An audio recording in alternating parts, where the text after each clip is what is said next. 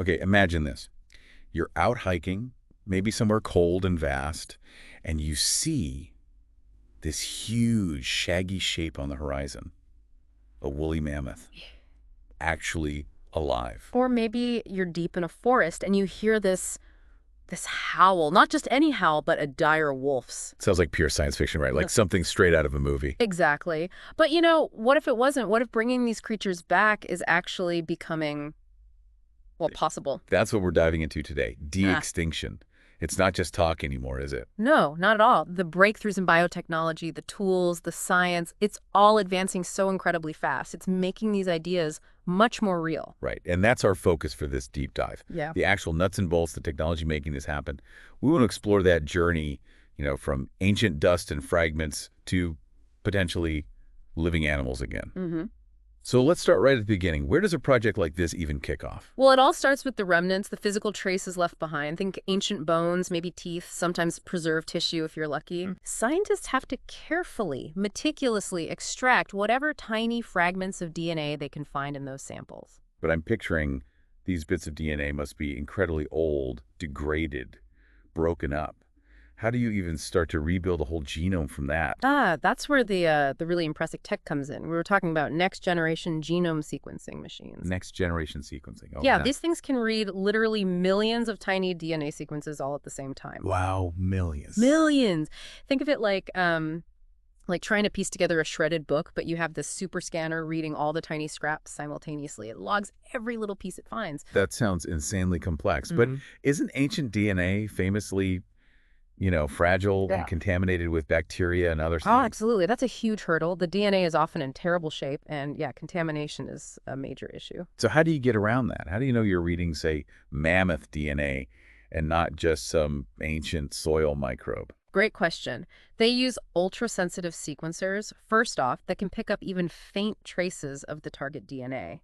But the real magic, arguably, is in the software. AI-powered algorithms. AI, of course. Right.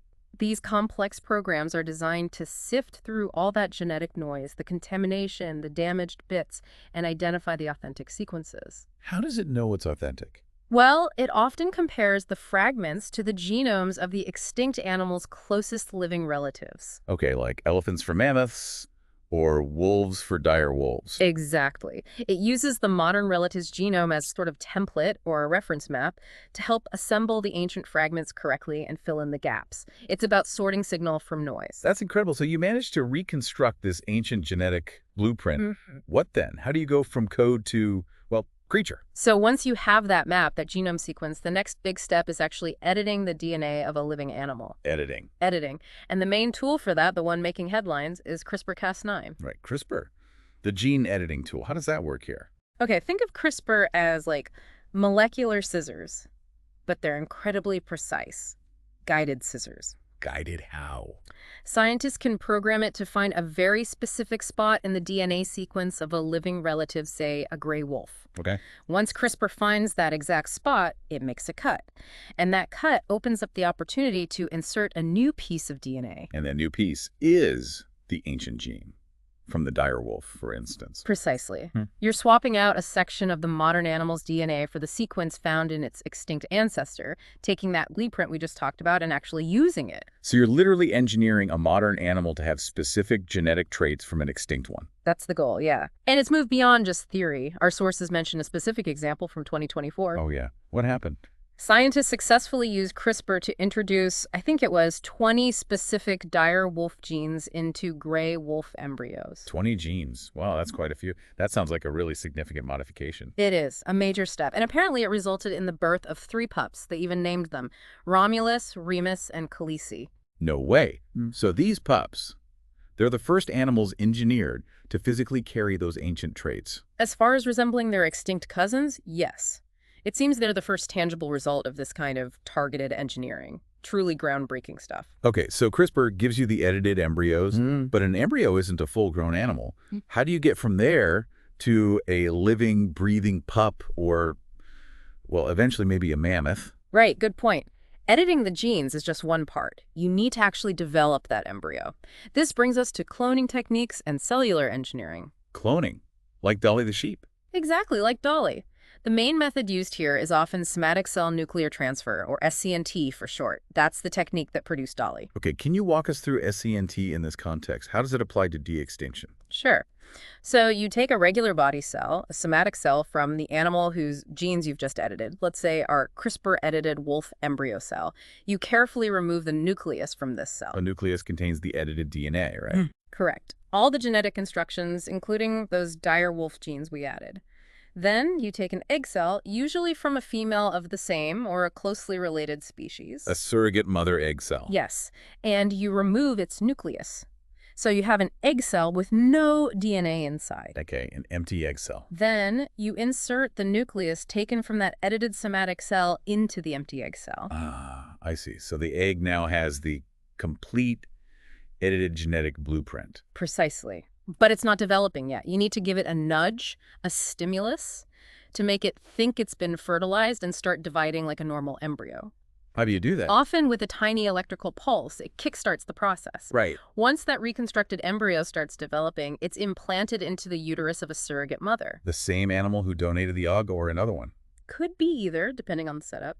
The hope then is that she carries the pregnancy to term and gives birth to the cloned, gene-edited animal. That sounds incredibly fiddly. Yeah. Delicate work. Must require some serious equipment. Oh, absolutely. You're working at a microscopic level. Oh. You need things like micromanipulators to handle the cells and nuclei without damaging them. Oh. You need electrofusion instruments for that electrical pulse step we talked about to fuse the nucleus and egg or stimulate division. Right. Then microinjectors for inserting the nucleus into the egg. And underpinning it all are high-resolution imaging systems, so the scientists can actually see what they're doing in minute detail. It's very precision-dependent. Now, thinking about surrogate mothers, that seems like it could be a real bottleneck, especially for something huge like a mammoth. You'd need an elephant surrogate, presumably, an Asian elephant. Exactly, and Asian elephants are endangered themselves, so using them as surrogates raises ethical questions, practical challenges. Yeah, gestation periods might be different, the size difference. It doesn't sound simple. It's not simple at all. It's a major limiting factor. The health risks for the surrogate, the low success rates sometimes seen in interspecies pregnancies, it's a real constraint. So is there a way around relying on surrogates? Well, that's where some really cutting-edge, almost sci-fi tech comes into the picture. Artificial wombs. Artificial wombs. Seriously. Like growing a baby in a tank. Essentially, yes. The concept is to create a bioreactor, a self-contained system that perfectly mimics the environment inside a uterus. How would that even work? You'd need to replicate everything. Precise nutrient flows, waste removal, temperature control, hormonal signals, oxygen supply, all carefully monitored and controlled. That sounds incredibly ambitious. Is this actually being developed? It is, yes. It's still in relatively early stages, but research is actively progressing. The idea is you could potentially take that SCNT-created embryo, that mammoth embryo maybe, and grow it entirely outside a living body. Wow, the implications of that are huge, not just for de-extinction. Absolutely enormous. Think about conservation for critically endangered species where surrogacy isn't viable. Even potential applications in human fertility science down the line. It could be revolutionary. It really could. But back to the complexity of it all. Gene editing, cloning, maybe artificial wombs. There are so many variables. How do scientists even predict if any of this will work or what might go wrong? That's another area where computation is becoming absolutely critical. We're talking machine learning and AI models. AI again. So it's not just for reading the ancient DNA. No, it's crucial later on, too. The sheer number of genetic interactions, developmental pathways. It's too complex for humans to map out all the possibilities manually. So what do the AI models do? They run simulations. They can help predict things like, well, how compatible might these ancient genes be in a modern animal's genome? What are the risks of developmental problems? Okay. They can even try to simulate how a revived species might behave or interact if it were reintroduced into a modern ecosystem. So it's like running thousands of virtual experiments before you even attempt the real thing. Exactly. It's about trying to anticipate problems, increase safety, improve efficiency, and, frankly, make the whole process more ethically rigorous by doing as much work as possible in silico, computationally, before involving living animals. That makes a lot of sense. It adds a layer of foresight. A much-needed layer given the stakes. Let's maybe circle back to one of those projects you mentioned, the direwolf one. Yeah. It sounds like a really good case study of all this tech working together. It really is. It showcases the whole pipeline, pretty much. Can you just recap the steps they took? Sure. So, step 1, recovering and sequencing the ancient DNA from dire wolf fossils. That's the genome sequencing part, likely using AI to clean it up. Right, getting the blueprint. Step 2, using CRISPR to edit gray wolf embryos, inserting those 20 specific dire wolf genes. That's the gene editing. Step 3, using cloning techniques, likely SCNT, to transfer the nucleus from those edited cells into wolf egg cells. Right. And then implanting those reconstructed embryos into surrogate mother wolves, leading to the birth of Romulus, Remus, and Khaleesi. And these pups, you said they're not exact dire wolves, right? What's the term again? Living proxies. That's how they're described. Proxies, meaning they represent some aspects of the dire wolf. Exactly. The idea is that those 20 inserted genes influence traits like bone structure, maybe fur patterns or texture, possibly even metabolism. Scientists will be studying them incredibly closely to see how these ancient genes manifest. So they're like living experiments, in a way, to test the function of those genes. That's a good way to put it. They open the door for much more detailed study than just looking at fossils or DNA sequences allows. And maybe, just maybe, they are a step towards eventually bringing back animals that are ecologically similar to dire wolves. Fascinating. Now, the sources also mentioned something called the Mammoth Mouse Project. That sounds It's a bit different. Yeah, it's a different strategy, but based on the same core technologies. Bringing back a full mammoth is, well, a mammoth task. Huge animal, long gestation, the elephant surrogate issue we discussed. Right. Very complex. So some researchers took a step back. They decided to test specific mammoth traits first, but in a much simpler, faster reproducing model organism, the mouse. A mammoth mouse. How does that work? They used CRISPR again, but this time to edit mouse embryos. They inserted mammoth genes thought to be involved in things like cold resistance and hair growth. So they tried to give mice some mammoth characteristics. Exactly. They engineered these woolly mice. And did it work? Did they get woolly? Apparently, yes. The reports say these mice developed denser, even slightly wavy hair. They also showed metabolic changes consistent with cold adaptation and had thicker layers of fat for insulation. Wow. So they successfully transferred those specific traits. It seems so. And the thinking is, if these key cold adaptation genes work as expected in a mouse, it builds confidence. It's a proof of concept. Before trying it in an elephant. Precisely. It helps validate the function of those genes. The long-term vision there is scaling it up, aiming eventually for a mammoth-elephant hybrid. Not a pure mammoth, maybe, but an elephant with mammoth traits that could survive in colder climates. And potentially help restore Arctic ecosystems, I think I read. That was part of the justification. That's often cited as a major potential benefit, yes. The idea that large herbivores could impact the tundra environment in positive ways, maybe even related to permafrost and climate change. But that leads us into the whole ethical debate, doesn't it? It really does. Because all this technology is incredible, maybe even awe-inspiring. But it raises some huge questions. Are we playing God? That's the phrase you hear a lot. And there are serious concerns. What about the welfare of these engineered animals? Could they have unforeseen health problems? And what if they escape? What are the ecological risks of introducing engineered animals or proxies of extinct ones into modern environments? Huge questions, plus the cost. Is this the best use of conservation funding when so many existing species are endangered?